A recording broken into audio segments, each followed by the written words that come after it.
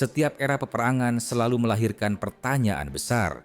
Di masa lalu, jawabannya adalah tank. Namun di Ukraina, di mana drone murah bisa menghancurkan kendaraan bernilai jutaan dolar, dunia mulai bertanya, apakah tank tempur utama masih relevan?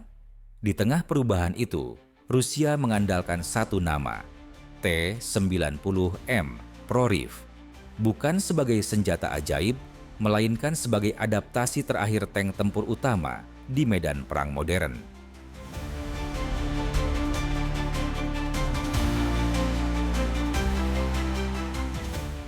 T-90M adalah varian paling modern dari keluarga T-70 T-90. Ia bukan tank generasi baru sepenuhnya, melainkan modernisasi mendalam yang dirancang berdasarkan pengalaman tempur Rusia sebelumnya. Peningkatan utamanya meliputi sistem bidik termal generasi baru, kendali tembakan yang lebih stabil, perlindungan lapis baja yang ditingkatkan, kesadaran situasional kru yang lebih baik. Namun penting dipahami, T-90M tidak dirancang untuk kebal terhadap semua ancaman. Ia dirancang untuk bertahan lebih lama, bukan mendominasi sendirian.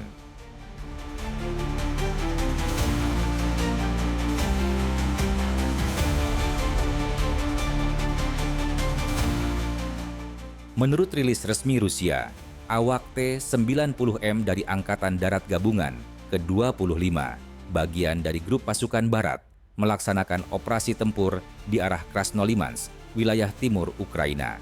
Misi yang dilaporkan mencakup penyerangan posisi pertahanan yang disamarkan, penghancuran bunker lapangan atau blindas, dukungan tembakan terhadap unit darat lawan. Wilayah ini dikenal sebagai sektor dengan medan campuran hutan dan lahan terbuka, aktivitas drone tinggi, artileri jarak jauh yang aktif. Artinya, operasi tank di sini tidak pernah aman atau sederhana.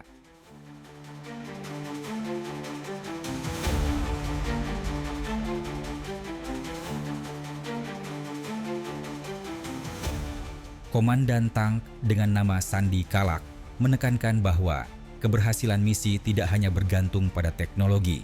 Faktor penentu justru meliputi koordinasi antar awak, disiplin pergerakan, kecepatan mengambil keputusan. Di medan perang Ukraina, awak tank harus bergerak singkat, menembak cepat, segera berpindah posisi. Tank tidak lagi berdiam dan mendominasi. Ia muncul, menembak, lalu menghilang.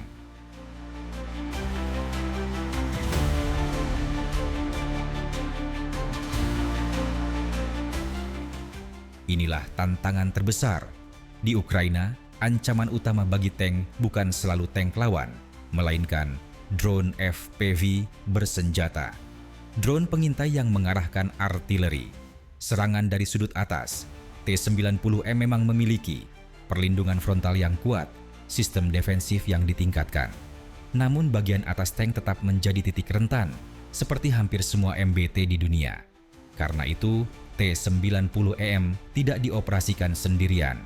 Ia bergantung pada infanteri pendukung, penyamaran, perang elektronik, disiplin taktis. Tanpa itu, bahkan tank tercanggih pun akan rentan.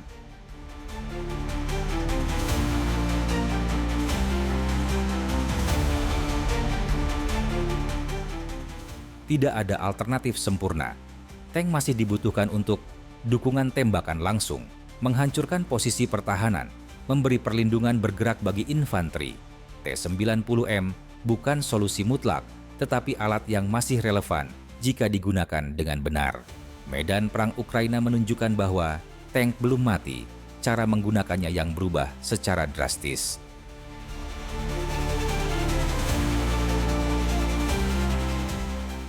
Kekuatan T-90M lebih survivable dibanding varian lama. Sistem sensor lebih baik, cocok untuk peran dukungan terbatas. Batasan nyata, rentan terhadap serangan drone dari atas, membutuhkan dukungan sistem gabungan. Tidak efektif jika digunakan agresif tanpa perlindungan. Ini bukan kelemahan unik Rusia. Ini adalah realitas semua tank modern di Ukraina.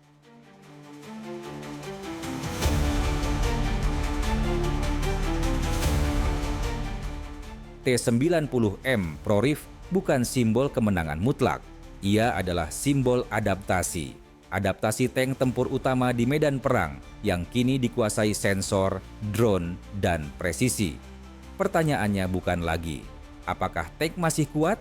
Melainkan, apakah doktrin penggunaannya bisa terus berevolusi